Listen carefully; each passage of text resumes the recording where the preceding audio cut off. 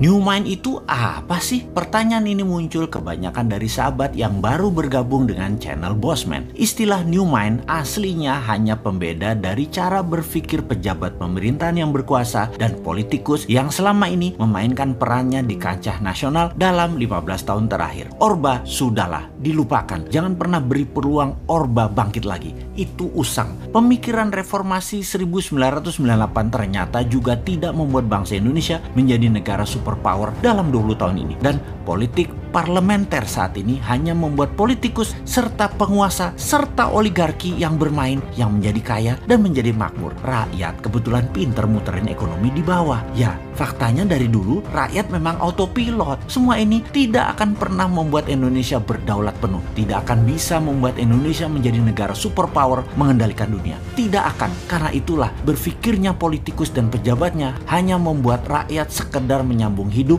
ada makanan di piring rakyat. Beda dengan New Mind. New Mind punya rencana besar, membuat Indonesia menjadi negara pemenang, bangsa yang disegani dan menjadi negara superpower. Menjadi negara superpower itu harus dilepas dari pemikiran pertama adalah hutang dari negara lain untuk kebutuhan rutin pemerintahan yang tidak produktif serta bergantung pada mata uang asing. Ini harus hilang. Jadi untuk sekian kalinya kita uraikan apa itu New Mind dalam Mardigu Nation. Mardigu Nation adalah cara bernegara New Mind. Kita jelaskan ada 3 wilayah cara ekonomi bernegara. Kita belah 4 cara melihatnya. Kiri adalah sosialis, kanan adalah kapitalis, atas dan bawah sekarang. Atas ada elitis, bawah akar rumput.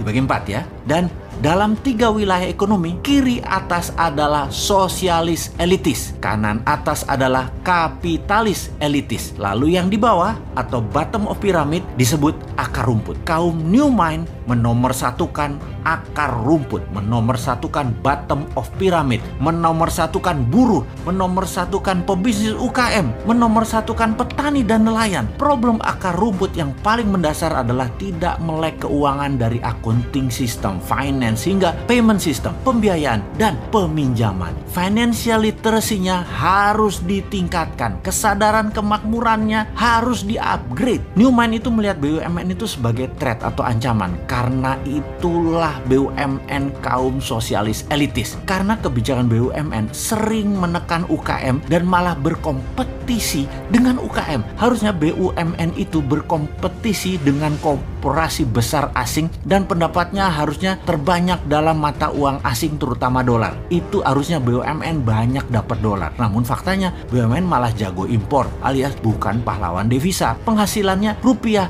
dan memakan pasar UKM. Namun secara politik BUMN bisa dijadikan para penguasa sebagai cash mesin dalam tanda petik oleh penguasa dan alat tekan oposisi. Pemiskinan orang atau pengayaan kelompok tertentu bisa diatur demikian. Jadi ketika New Mind mendapatkan kepercayaan rakyat, BUMN dari 800 tinggal 20 kali. Yang kedua, terlihat New Mind itu anti oligarki atau kapitalis elitis kanan atas. Benar, saat ini sejak Orde Baru hingga sekarang oligarki berkuasa penuh. Bahkan pembiayaan seperti bank, uangnya terbanyak ke mereka. Untuk kaum kapitalis elitis, untuk para oligarki, dananya diambil dari akar rumput. Uangnya buat elitis, buat kanan atas, juga buat kiri atas. Sementara akar rumput kalau meminjam bunganya besar, harus ada jaminan. Jaminannya bisa 2 kali lipat dari nilai pinjaman. Lalu lama lagi keluarnya. Sistem old mind selama 7 presiden tidak membuat Indonesia menjadi negara superpower. Mana hasilnya? Bahkan minta 3 kali kesempatan berkuasa lagi. Mana hasilnya? Lalu yang herannya oposisi tidak juga jenius solusi ke depannya. Jadi baik incumbent, partai dan kelompok pendukung incumbent dan oposisi tidak akan menghasilkan Indonesia sebagai negara berdaulat. Kalau kayak gini melihatnya, semua mendem. Old mind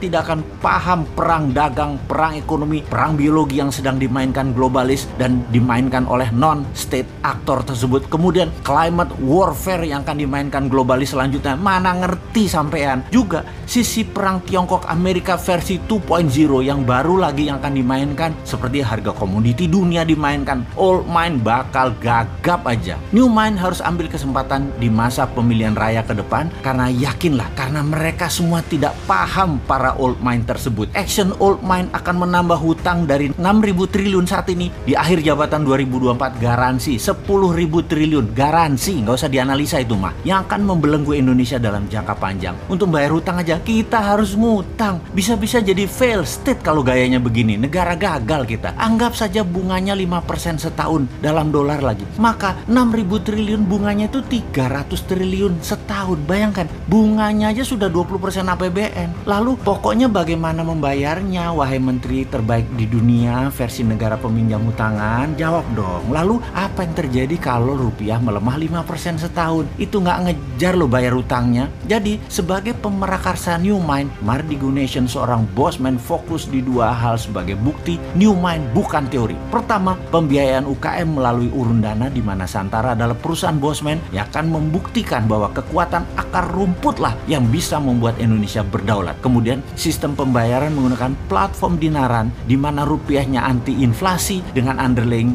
emas, dan emasnya bisa diberikan atau dipindahkan sesama akun dinaran. Ini sistem pembayaran yang menarik, ini alat tukar yang menarik. Semua ini adalah bagian dari kontribusi New Mind terhadap sistem ekonomi agar membuat Indonesia berdaulat. Bayangkan, ketika New Mind berkuasa, sistem dinaran akan diambil alih oleh pemerintah, masuk ke dalam sistem 100% diambil pemerintah dan milik pemerintah. Lalu rupiah dicetak 6.000 triliun dengan jaminan emas yang masih di gunung yang akan diproduksi dalam 10 tahun ke depan. Gunung-gunung milik negara, milik rakyat. Asetnya dibuat bahan baku dari tabungan metal, penjamin terbitnya uang cetakan tadi. Kedaulatan Indonesia akan menjadi meningkat 2 kali lipat hanya dalam 1 tahun. Jadi dinaran dan Santara adalah contoh atau etalase dari konsep New Mind untuk menjalankan ekonomi bernegaranya. Semoga diterima masyarakat dan para sahabat semua kaum akar rumput. Anda menerima dua sistem ini. Kita segera batasi elitis. Kita utamakan ekonomi akar rumput.